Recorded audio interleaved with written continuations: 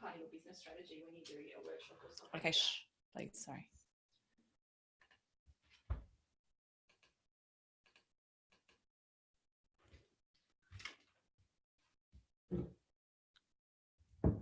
Hello.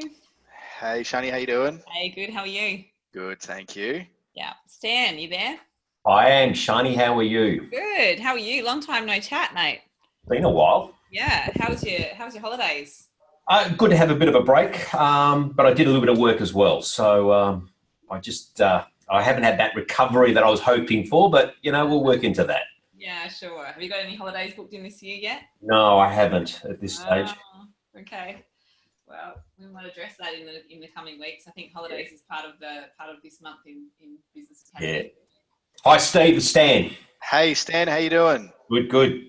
That's good. That's good. I've been told that this is going to be a very eventful session.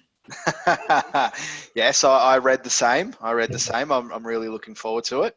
I like to set the expectation nice and high. Thanks, Shani. Really appreciate that on a Friday. So we'll just hang out and wait for some of the others to join. Seems like everyone had lost the link, so wait for them to come on. What's everyone got planned for the weekend? Are you working over the weekend as well, Stan?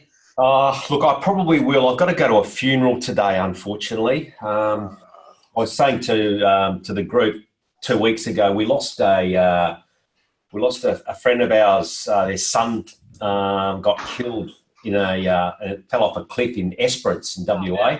Yeah. Oh no. Yeah, they're very tragic. So we've had this delayed autopsy and all that they've had to go through, and we've got to go to the funeral today. So there's a sort of funeral for everybody, and then there's going to be a private ceremony, session later. So we've got to go to both. So that's today out of the way, and lose a bit today. You've got to catch up a bit tomorrow.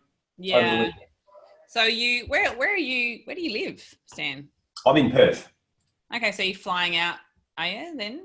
No. The friend of ours that passed away, he actually went down to Esperance for a holiday. Oh, right. Okay. Yeah, that makes sense. So, so he was studying in New York on a soccer scholarship, and reluctantly came home. He had no intentions of coming home for Christmas, but the family said, come home. And he came home, and friends of his said, look, let's just go down to Esperance for a holiday. And we don't know the full circumstances, but he fell off one of the cliffs, hit his head, and never surfaced.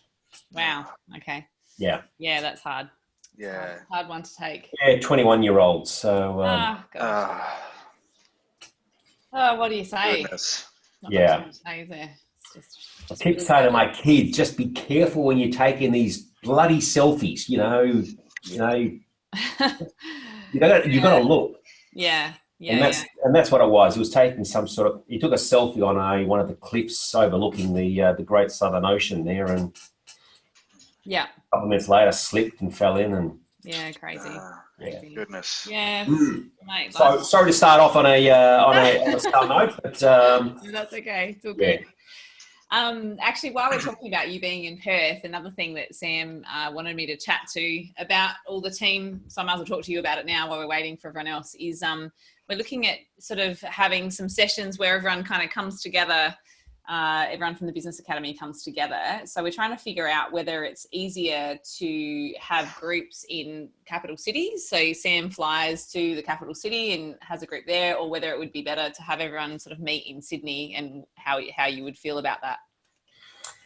Look, I've done a bit of this stuff with other counting networks. I was part of Rob Nixon's group, many years ago, and I had to fly to Brisbane every quarter and stump up there, and a couple of days there, and then come back. And he had a big training room specifically designed for that, and that's how that one worked. Look, I'm open to suggestions as long as there's plenty of planning and coordinating, and it's got to be worthwhile. It's got value. Yeah. Okay. Yeah, that's good. And that's just the whole thing of obviously we're building a bit of a community, and just looking for that, probably doing sort of like a half day intensive or a full day intensive, just to kind of get everyone on the same page. Hey, Rakesh, how are you? How are you? Good. Hi, good, Rakesh. good. Welcome. Good day. Anyway, so that's okay. Stan, I just thought I'd check because you're probably the furthest away. I'll seize over here then. Yeah, we'll all come to Perth. I'd love to, actually. I've got a few other clients in Perth. I've always been thinking I need to get over that way. Anyway, that's all good. So we might... You know that we are the most isolated city in the world, don't you? Really? People don't realise that, but we are the most isolated city in the world. So Okay. Interesting. when Singapore is closer to us than Sydney and Melbourne, have a think. Yeah, I do isolated. I think nearly, for some reason, we end up living in isolated, not cities, but country towns usually. And I say to my husband all the time, well, how is it that we keep ending up in these out of the way places all the time where I have to take 3 flights to sort of get anywhere or, anyway. Where are you at the moment? I'm in Port Lincoln in South Australia. Okay, so Yeah. So we're down here. We were, obviously I was on Norfolk Island for a long time. So wow. That's isolated. That's really isolated. So anyway, all good. All right, we're going to jump in. So hi, Lloyd. How are you? Can't hear you, Lloyd. You've got yourself muted. Jesus, I'm on my phone. There you go. I got you now. It's all good. I'm on my phone, Shani, and it's a bit hard. All good. We've got you locked and ready. So, okay, we're going to jump in and Sue may end up joining us. Otherwise, everyone else is going to watch the recording. So first of all, welcome. And I'm stoked to be here with you. So I sent Sam on holiday so I can actually do the calls. No, really good to see you all. And I hope you really did have a good Christmas. And just reaffirming again, anytime that you need any help with the Business Academy, with the platform, with any of the work that you're working through, just reach out to me via email and happy to help you out there. So we're in month 5 at the moment. Who's actually started doing the work for month 5? Has anyone started? You have, Lloyd. Well done. Well done. What about you, Rakesh? Not yet. I've printed it off like 3 times. Okay. Every time I log off my computer, it resets. So it's on the cards. I'll get it done. Actually, you know what? I'll attempt to it this weekend. If I don't write it down, then I'll never get it done. Yeah, do it. What about you, Stan? Yeah, we were talking about Success Zone, aren't we? We are, yep. Yeah, I've got that here. I probably haven't populated it as much as I really should. Yeah. Even though it's been sitting on my desk. Yeah. So the cool thing about that template is it really does help you start understanding the tasks that you're doing. And, I actually did this a long time ago when I was doing some coaching, and the coach told me to set up that Toggl. So you saw that I posted in the group a few weeks ago about Toggl, and that's a time tracker. And it is annoying to have to remember to log on and log off and log on and log off every time you're doing any kind of task work. But it's a really important way of understanding where your time's going, because that's the biggest complaint, that we all have as business owners, is that we don't have enough time. But when you actually start tracking your time, you start to see where maybe there's some inefficiencies, but also you start seeing all of the tasks that you're doing that potentially someone else could be doing. So I looked at that when I did it, about sort of 18 months ago, and suddenly realized that there was so much work I was doing that really, it was base level work that really I could easily train someone else to do very quickly. So that's, what you've got there, the piece of paper, that template with the 4 quadrants is kind of like the simplified version where you can just kind of track what you're doing a little bit more. Here's Sue. I'll just let her in. So really advise that you get onto that, because what that does as well, and as we're going to talk about today, is it starts to help you understand a lot more clearly the type of person that you potentially need to be bringing into your business next. So we often get in our head that we need this type of person or that type of person or whatever. But until you've actually mapped out, okay, what is it that you're really good at? What is it that you're not good at, but is actually quite time consuming? And then you can actually create, a position description from those skill sets that you're actually really looking for. So anyway, but no further ado, I'm going to introduce Stephen. Stephen's from one of our pillar partners, Happy HR. So Sam and Happy HR, so Nine Advisory and Happy HR, have had a long-standing relationship and have worked together for quite a while. So welcome, Stephen. Thank you very much, Shani. How's everybody doing today? Very Pretty well, good. Stephen. That's good. That's good. Thank you very much for having me. My pleasure. All right, so we're going to jump in, and today we're really going to be talking about hiring staff. So just to get an idea, if you guys can just remind me, how many staff do you all have in your business, starting with you, Lloyd? 8. 8 in your business? Yep. Rakesh? It's just myself. Yep. And, Cool. and some outsourcers. Okay. Yep. And Stan? I've got 1 offshore in the Philippines. Yep. And Sue, how many staff have you got? Hang on, let me unmute you. Sue, hey. Yeah, hi. 9. 9. Okay, cool. So yeah, so some of you, so there's all different levels of staffing. I've got 3 in mind. So Stephen, just as we get started, you know, one of the things I think that probably we need to talk about is what's the one thing that most people get wrong when they hire staff? Yeah, well, look, mostly that comes down to the recruitment process within itself. And one of the things that we typically find here at Happy HR is that when people do post a job ad, it's quite vague in what information is actually in there. And what you ideally want to do from that point of view is use what's in the position description and be completely honest with the person as to what the level of expectations are. So what we find is some of the, I guess, the more menial and boring tasks are skipped over during, especially in that interview process.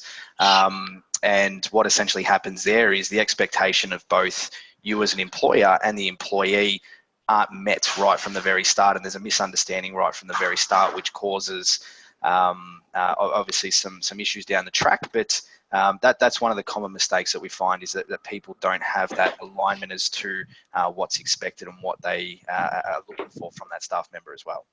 Yeah, awesome. So I was reading the other day that there's a large percentage of small business owners who do hire badly, costing them quite a lot of time and money. So is that a fairly commonplace thing that sort of happens?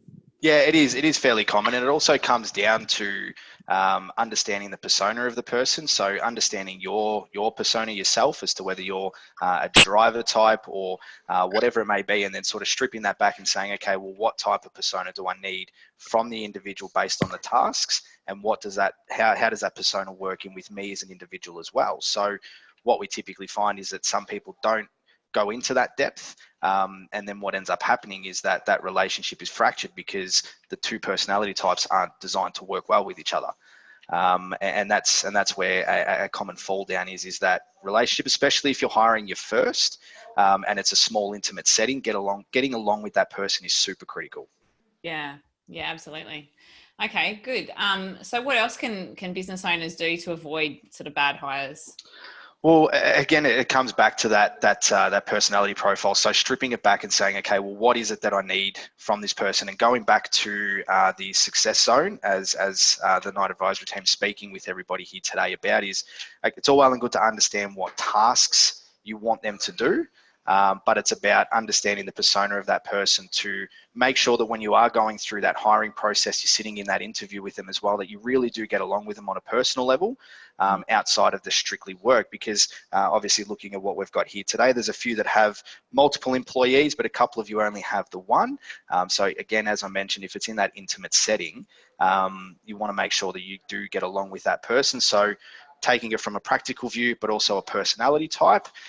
So best to, I guess, develop a persona of what you're looking for, both from a task point of view and a person. And as an example, I mean, if you're looking for somebody from a sales perspective, and their job is to go out and find you new business, there's no point hiring somebody that's a relationship type or a nurturer, because that person's not going to give you the outcome that you want. You need to go find that true hunter type personality. And then a part of that process or that interview process have some sort of element where they need to prove to you that they are able to do that, because everybody can be great in an interview and say that they've done things that they haven't. So being able to prove that is obviously number one, but then also being thorough with reference checks when going through that process and making sure that the references are people that they've reported to directly. So not a family friend or a friend of a friend or something like that. It needs to be somebody that they've directly reported to, and double checking that person was in that role at that time. And then lastly, it comes down to a structured onboarding plan. So what we tend to find there as well to make sure that that person's really engaged in sort of the first 3 months, because that's really a critical period of time, is when you do hire a staff member, they typically have a notice period that they have to give on the other side to their current position. And from the time of giving them that offer letter and they accept the job to the time of them starting, we find that not a lot of people communicate with that person during that period of time. So making sure that you are having direct conversations with them, assessing their engagement with you prior to their first day, asking questions, basically just asking, do you have any questions? Is there anything you need to know? Is there anything we can help you with? And really setting out the tone of the relationship prior to them actually starting on their first day and showing them that little bit of love. So when they do show up, they already feel like they're part of the family. Yeah, awesome.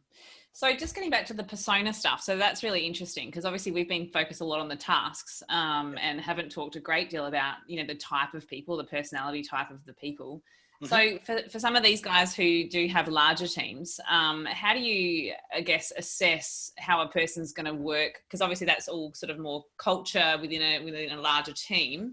Yep. So how do you assess personality types that, you know, it's not just about how you connect with them, but how are they going to connect with the rest of the team? Is there any way that you can sort of easily map that out as well? I guess when you do work with your staff members that are currently there, you have a good idea if your relationship with them is at a point where you do know what their personality type is. Yeah. You know whether they're the driver type that's really focused, gets to work early, does all that sort of stuff. So finding somebody that matches that personality, and then you may have a situation where, well, what's one of the industries of either Lloyd or Sue? What's one of the industries that you guys work in? We work in manufacturing. Manufacturing, yeah. Windows and doors and glazing, that type of work. Yep. So would most of your staff then be sort of trades-based employees? Some of them are. There's probably one or two that are pretty much factory-based that are just like production workers. Yep. Yeah. So ideally, when you're employing somebody to work alongside somebody in a team, it's about understanding the personality types of those individuals and trying to find somebody to suit. Because if you have a team environment that works, not only are they going to be happier in their workplace, because they're going to be getting along with their staff members, and believe me, that's an incentive for somebody to want to stay in their current workplace, but they're going to be happy, they're going to be more engaged. So just having an understanding of the current staff members that you do have, what their personality types are, what they enjoy doing on a weekend or during the week. Do they enjoy the footy? Do they like going to play golf? Do they like working in the garden? And trying to find people that do have similar interests really does help to make sure that that person feels comfortable within their role. And as an example, our team here, in our little group that we've got downstairs here at Happy HR, we all love golf. We all play golf. We all enjoy sports and footy, and there's a lot of banter and conversation that we all enjoy coming to work, not just simply because of the work that we enjoy doing, but it's we're friends with the people that we work with. So establishing that and understanding that persona from the individual is important, because you don't want to upset the apple cart, if that makes sense. Interesting. Does anyone have any questions just on any of that before we move on to the next topic? I think all I could say on that is that with our team, they don't really gel that well. There's a bit of a division within them, which is difficult to manage at times. Yeah, look, and with that, it's about understanding what's in it for them in the workplace. So what do you, in terms of them not gelling, is there disagreements about hierarchy and who reports to who? Is there disagreements in terms of they're just completely different personality types and they don't enjoy the same things and they don't get along with each other? What's more the disagreements there? Well, I think it is a different personality types, but they're very, they don't like anyone, like, because they're the ones that do most of the fabrication. When we want others to learn the job, that they turn out not to be very helpful to that person. It took us a while to figure that out, and we've had to manage that whenever we want somebody else to learn the job. Yep. It's like they're worried that you know, oh, somebody else might take over my job, but Yeah. that's not the case at all. Yeah. But you just need people to be able to multitask, really. Yeah, understand. And look, as a business owner, you do need to have your backup plans. Worst case scenario, something does happen and that person leaves. Obviously, you need somebody to be able to fill that spot. But I guess that comes back to having a conversation with those employees and just having those open lines of communication and telling them your job is safe.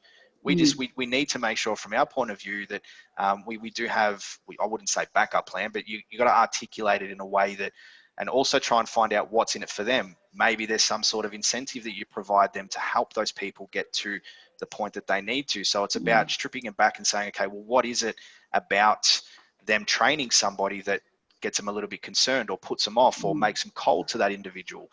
So then turning that and saying, okay, well, what can we do for you that means that you're going to be motivated to help that person to get to that level? Yeah, cool. Yeah. Any other questions before we move on? Just a question about, suppose I've never had employees, so excuse my naivety. When you say it should be someone that you can actually get along with on a personal level, where do you draw the line between professional and personal? Because in the past where I've been, I've had people working under me, when you tend to have that kind of relationship, the lines become blurred. Yeah, it's a great question. It is a very, very difficult thing to manage. I have this conversation with my partner all the time. She's been recently promoted into a management position, but over the course of her time working where she is, she's developed some really close friendships and relationships with the people that are now working underneath her. So it becomes one of those things that you got to sit back and go, okay, well, what type of manager do I want to be?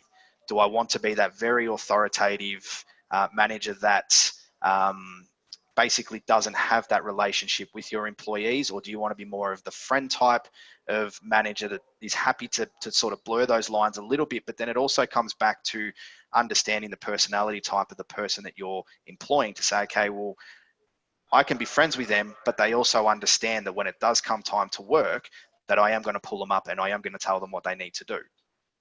So that's where it sort of gets, it is a difficult one to determine, and I appreciate what you're trying to say, but I guess that also comes down to skill and leadership and the way you articulate conversations. And again, always trying to find out what's in it for them, coming from the point of view that you got your shoulder around them and look, I'm really trying to help you here. This is where I need you to be. This is what's in it for you if you're able to do this. Yeah.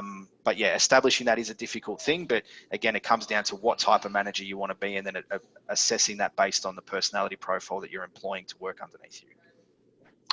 Great. Thanks, sir. Wade. What sort of personality profiling software do you use? In personality prize software? Well, in just the process. You're talking about profiling people.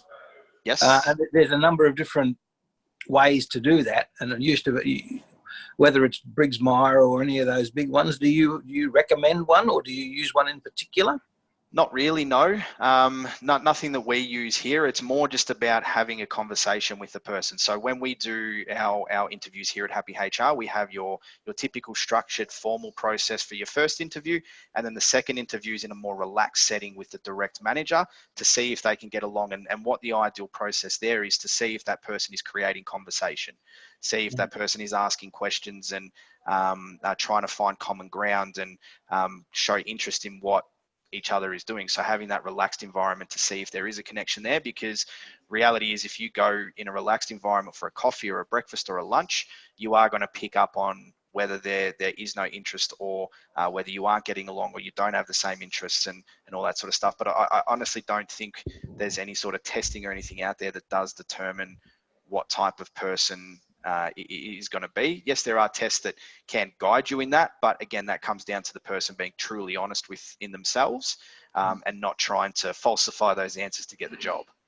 Is there any kind of, do you have a blog or anything on your website that sort of outlines just the different personality types, like you're saying the driver or the nurturer or whatever? Have you got a blog that we could maybe send the guys Yeah, 100% we do. Yeah, I've definitely got something that I can send you in regards to those different personality types. And again, simple conversation and asking questions of them really does bring it out. And the more you do it, the easier it is for you to be able to see that. I mean, you've got psychometric testing and all that sort of stuff, but that's more of a cognitive type ability test to see how they think and whether they can work certain things out in a quicker way. But if you're going back to that Briggs-Myers sort of testing to see whether they're a diplomat or whether they're a learner based on visual or kinetic or whatever it may be, yeah, we don't personally do that. It's more asking the person questions, having that relaxed conversation with them and seeing if we do connect. Yeah, awesome. Okay, so the other thing as well is just understanding, I guess, now in the new ecosystem, especially with digital being, you know, so available for people from a work perspective. So what are the various options for hiring people in this day and age? Like, it's not just full-time anymore, obviously. So no, well, there's a range of different types. And again, full-time, part-time, casual, fixed term, you've got subcontractors, you've got consultants, but choosing who to employ, it does come down to the job. It comes down to the industry that you work in, because somebody like an accountant, for example, they may not necessarily go hire a subcontractor because that's just not going to work. But manufacturing or trades-based, you might go down that path if it's just for a specific job or you need a particular type of skill set in order to achieve something. So there are a range of different types, but I guess going back to that success zone, it's sort of, okay, well, if we're looking to bring on our first employee and we know that tasks A, B, and C is what I don't like doing or takes me away from being dollar productive, or I don't have the skill set in these, it's about establishing, okay, well, I have been doing them, but how much time does it actually take me to do these on a weekly basis? And then once you've established how long it takes, you can then say, okay, well, is that a full 38-hour week? If so, best to employ a full-timer. If it's not, then you can go down the part-time route. If it's something that you just need sporadic, well, then you may be able to hire a casual employee. So it just comes down to one, budget, two, the time necessary in order to complete the job in an effective way. And that's essentially what it does come down to, but there's no hard and fast rule as to which one you need to employ. It's just a matter of making sure that it all fits within the constraints of what you need them to do. Yeah, awesome.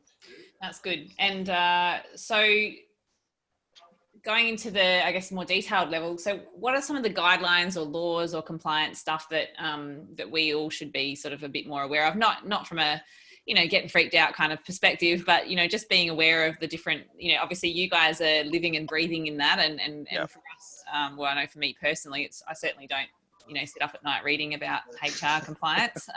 It's not certainly not the funnest thing to be talking about. So what's some of the stuff that we should be aware of, you know, from the perspective of, you know, some of us who have already got employees and then, you know, some who are looking to employ their first staff members? Yeah, great question. So really it comes down to setting the foundations from a compliance point of view. And it's what I like to reference as the compliance tripod. Obviously, tripod has 3 legs, and same as a defendable position from a HR point of view. And what you really want to get is obviously an employment agreement. Everybody understands what they are, quite simple and straightforward, but have that understanding and have something documented. We come across a lot of people that say, oh, no, it's just a handshake agreement. That just unfortunately doesn't cut it. Then you've got your policy documents. So policies are obviously important from a behavioral point of view. So as an example, something like a social media policy is quite important to have, especially if you're in like a regional or a small town where everybody sort of knows each other. If you've got an employee that goes and does something silly and posts it on social media and somebody else sees it, well, they're going to put 2 and 2 together and say, well, they work for that person. If they're doing this, do I really want to use their business? So having those policies to set out the behavioral guidelines, but then probably one of the most underrated, which goes back to what this month is all about, is the position description.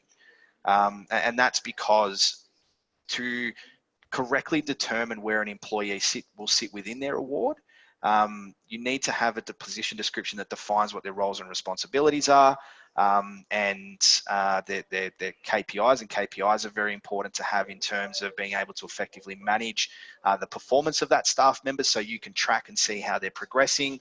But also when it comes to developing them and providing them with training, it allows you to pick up on some areas of improvement as well to help them achieve. So they're I guess the three main pillars that you would want any business to have from a base foundation point of view. But one thing that I did want to note to everybody, is there anybody that hires salaried staff at the moment? Yes, we do.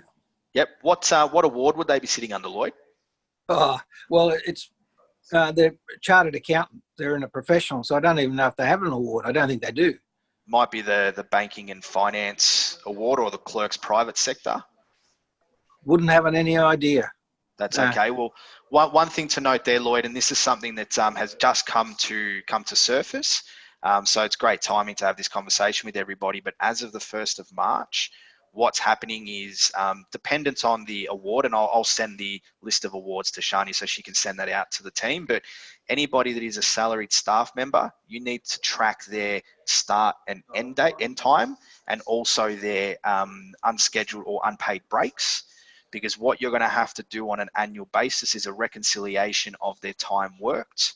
So let's say, for example, somebody's paid a 50K salary and they work 300 hours of overtime over the course of a year.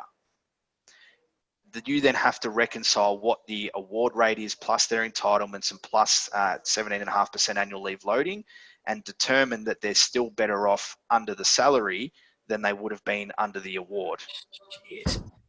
Wow.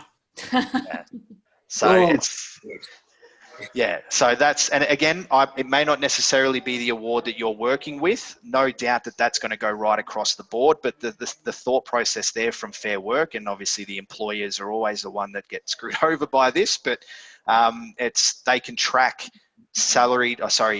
hourly based employees, but they can't track salaried staff. So they're trying to work out how they can I guess make sure that people aren't being underpaid on a salary, and that the hours that they do work are, I guess, in relation to what they are being paid. If you're well above the award and they're not working many overtime hours, majority of the time you're going to be well and truly safe. But if you do have people that do work significant overtime hours, I guess the reasonable hours component of an employment agreement is virtually going to be made redundant because of this new the changes to these modern awards coming out. What if the person only records the 8 hours a day? That's a very good question. If they only record the 8 hours a day, well, then you can't really do a reconciliation post that. But what I would say then, Lloyd, is you want to be careful that if somebody does leave, that they don't go to Fair Work and tell them that they were asked to do so. No.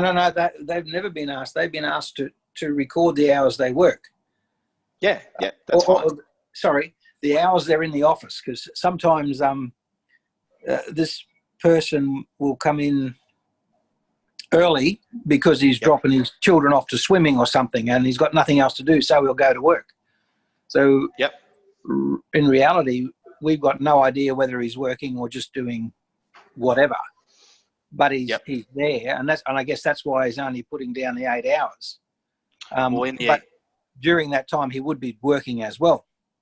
So, just out of curiosity, though, do you have billable hours that your staff members have to put down on a sheet? Yep. Yes. So, what would essentially happen there is that Fair Work could cross-reference the billable hours compared to what they're putting down on their timesheet.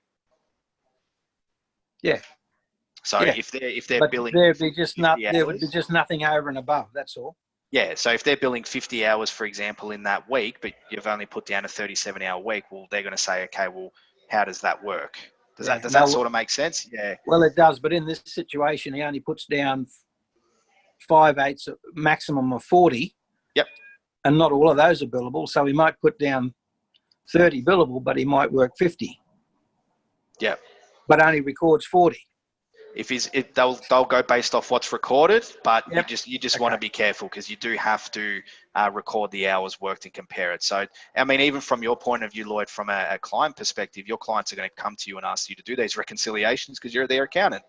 Yeah. Okay. Yeah, fair enough. Oh, Jesus. All right. Well, that's a good point, actually. Thank you. More work. And look, I don't want to take up everyone's time here, but is that national or state, different state by state, or? National.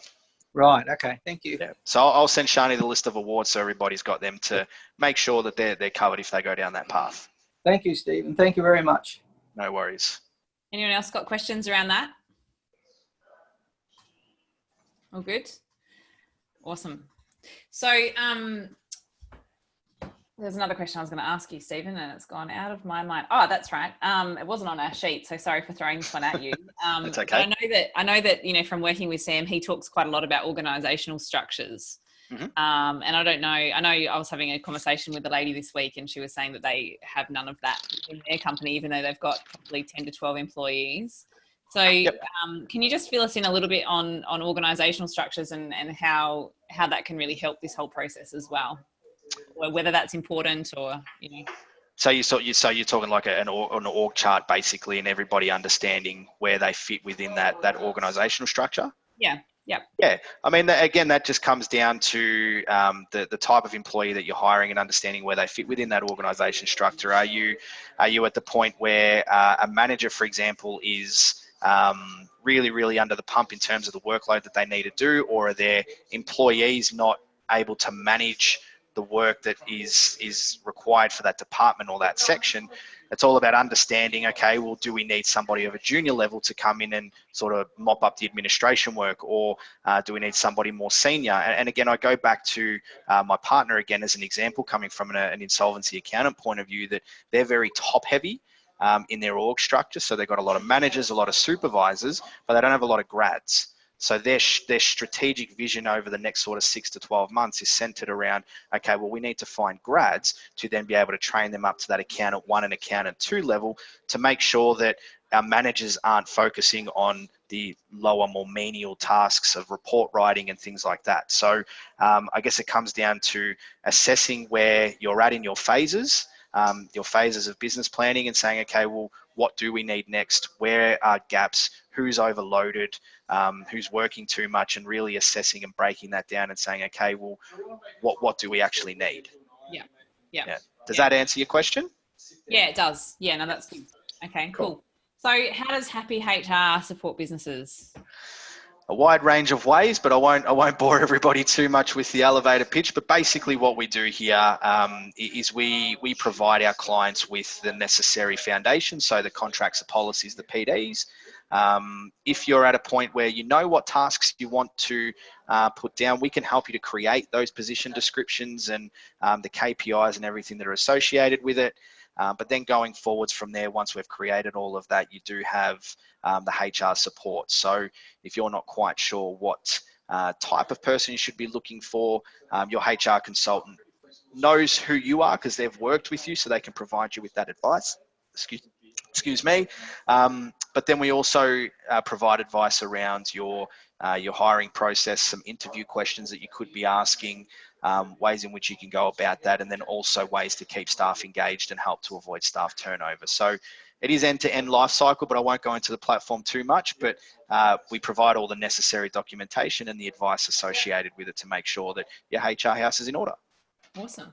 Cool. All right. Well, I've got no more questions. Does anyone else want to ask Stephen anything before we wrap up today's call? No, I'm right, Shani. Good. I'm okay. Yep. Yep. Cash, you're all good? It's more, I suppose, for a client. If there's payroll issues, disputes with payroll, and that, obviously the employer can rectify that in payroll. Well, what sort of protection would an employer have if the employee went directly to Fair Work to query, let's say they were being underpaid? Yep. That's going to be very much dependent on the circumstance. So that goes really far back, and we have to peel back all the layers and say, okay, well, do they have a position description? With that, were they paying the necessary overtime rates? Were they paying in accordance with the award? There's a long line of questions that we would have to ask in terms of that information. But are you saying that a client is currently going through that and they need some advice and support around it, or are you saying that what protection? I think there's a good chance that they may be going through that, because they're in the NDIS area. Yep. So there's different awards for different employees, and it seems like the people that are handling the employees aren't doing it the right way. Yep. So there's a good chance that someone may end up querying their payments. Is that something that you're able to assist them with, like provide guidance or? Yeah, definitely. Yeah, definitely. That's a large part of what we do. Is we do have your award interpretation. So we provide that functionality there. But again, it goes back. We couldn't do a lawful interpretation of the award unless that person had a position description, because the position description is what dictates what that person should be paid. So that would always be our first question to them, is if they have those. NDIS is a different beast within itself. That's quite a complex thing, but yeah, understanding the award and all that sort of stuff, we certainly help with all of that. I mean, we've got clients of all different types, shapes, sizes, and industries. We work with NDIS clients a lot, but yeah, we do provide those award interpretation services to make sure that they are paying correctly, because at the end of the day, if we're giving out advice, we have insurances in place to cover the liability, because it's our advice that we're giving out. Yeah. Cool. Thank you. No worries. Stan, you're all good? Yep, Stan's good. Okay, awesome. And Tony's hasn't got his video on. Awesome. Well, we might wrap it up there, but Stephen actually is in the Facebook group team. So if you do want to ask any other questions in the Facebook group, you can get in touch with him there. And so we'll also send out some of those things that we've mentioned, the persona document or the blog or whatever it was. And also the list of the awards and those changes that are starting in March. And also, team, you'll notice, I'm not sure if you've noticed, but the Dropbox link that had all the position descriptions in it in this month's program, I've actually loaded a few more that Stephen actually provided us. So there's another 4 or 5 there from Happy HR that you can have a look at as well. So so lots to go on with, and that was really, I found that really beneficial, and I'm sure everyone else did as well. So thanks for your time, Stephen. Shani, No worries. And just sorry, go Lloyd. Shani, that link you're talking about, is that the one in the lesson on the inside the membership site? Yeah. Okay. So we just go to the same link. Yeah. So you'll find under the tab that says materials. Yes. Yeah. There's a Dropbox link there, and it's got a whole heap of position descriptions that you can use as templates. Yeah. Yeah. No, I downloaded the original ones, but there's more there. That's what you're saying. Yeah. I've just added a few more. Sorry, excuse me. I've just added a few more this week. Yeah. Okay. Thank you. Awesome. One final thing I did want to mention, Shani, as the team at Nine Advisory is a partner of Happy HR, we do provide support to Sam and Shani's clients. So if anybody does have a HR related concern, whether it's a staffing issue or you're not quite sure what to do in terms of a performance appraisal or what the next steps are, or behavioural dispute, whatever it may be, feel free to let the team know and they'll get in contact with us, and then we'll provide them with the advice to take back to you. So that way you can confidently handle any of those situations in the right way. Thank you, Stephen. Much appreciated. Yeah. Awesome. All right, team. Well, we'll wrap it up there, and have an awesome day. Make sure you get on to the Success Zone Module 5, because we're about to, probably within the next week, we'll open up Module 6. So it's going to be exciting. I'm actually going to be setting up a bit of a checklist for you all as well, so that you can tick off and make sure that you're all up to date, so that we can continue moving forward. Awesome. Well, good to see you all, and tell Sam that I did a wonderful job. No. Thanks, everybody. Have a great day and a great weekend. Thank you. Bye. Thank you. Bye-bye.